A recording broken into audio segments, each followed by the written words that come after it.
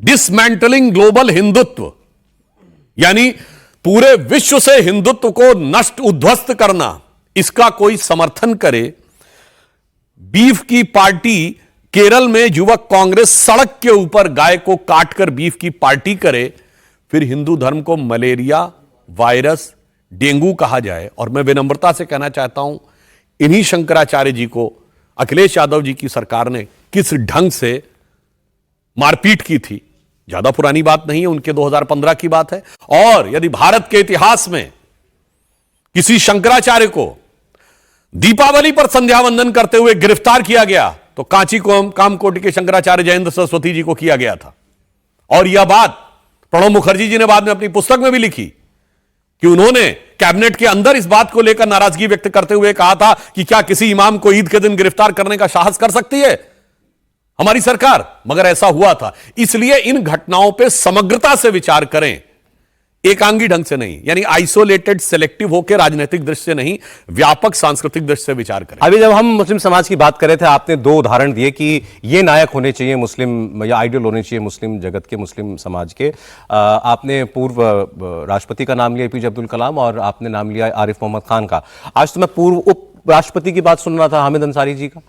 उन्होंने कहा कि ये इतिहास में विलन बनाने के लिए गलत चीजें लिखी गई हैं। ये लोधी और गजनी जितने आए थे तो सब भारतीय थे, लुटेरे थे लेकिन भारतीय थे। हमने बता दिया विदेशी आक्रांता। वैसे एक बात और भी बता दूं, फिर इसका हामिद अंसारी साहब का भी जवाब देंगे। डॉक्टर कलाम जिनको हमने राष्ट्रपति बनाया था, डॉक्टर कलाम से बड़ा साइंटिस्ट आज तक आलमे इस्लाम में पैदा नहीं हुआ पिछले 200-300 सालों में। Forget about India, Muslim world में कोई इस स्टेचर का साइंटिस्ट पैदा हुआ हो तो बताइए 200-300 साल में। बल्कि इस्लामिक वर्ल्ड में सबसे बड़ा नॉलेज का सेंटर माना जाता था 10th सेंचुरी में बैतुल हिकमत बगदाद का नॉलेज का सेंटर माना जाता था। उसके बाद उसके 100-200 साल तक रहे, उसके बाद कोई साइंटिस्ट नहीं पैदा हुआ जो डॉक्टर कलाम पैदा हुए थे। मगर इसके बावजूद 2007 में कलाम साहब को सेकंड टर्म नहीं मिले।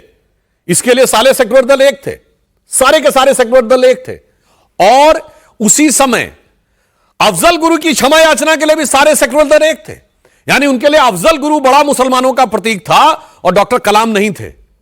मुझे लगता है यह भी बहुत गंभीरता से सोचने का विषय। मैं पूछना चाहता हूं, हामिद अंसारी साहब कहां थे उस समय? उनका क्या विचार था? कलाम साहब को सेकंड टर्म देने के पक्ष में थे कि नहीं? हामिद अंसारी साहब से पूछना चाहता हूं कि साहब ये बताइए, आपके तो परिवार से भी कनेक्शन माना जाता है। ब्रिगेडियर मोहम्मद उस्मान जो भारत के पहले गैलेंट्री अवार्ड विनर थे आजादी के बाद, जिनको सेना का वो मिला था, वीरता का पहला चक्र, कितने सेक्युलर नेता गए उनके यहां? कभी आपने पूछा कि किन मुसलमानों के साथ खड़े हो? वीर अब्दुल हमीद की शहादत की 50वीं वर्षगांठ 2015 में हुई। प्रधानमंत्री जी ने उनके पूरे परिवार और पत्नी को बुलाकर सम्मानित किया, और आप लोगों ने यासीन मलिक को। अच्छा, अब रही बात इसकी लुटेरों की, तो मैं एक बात कहना चाहूंगा, लुटेरों से अपना संबंध जोड़ते जोड़ते पूरे भारत से जोड़ने का प्रयास कर रहे हैं। यह लुटी पिटी मानसिकता है, जो मैकाले और मार्क्स की मानसिकता है। ये M3M की मानसिकता है, मुगल, मैकाले और मार्क्स।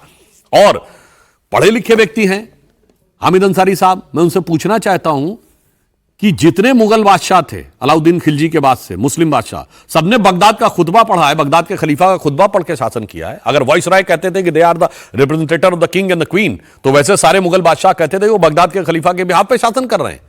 तो कौन सा भारतीय शासन था भाई? महमूद गजनी यहां से गया, उसने क्या लूटपाट मचाई। उसके साथ आए हुए राइटर्स उद्बी ने लिखा है कि क्या क्या उसने मथुरा में किया,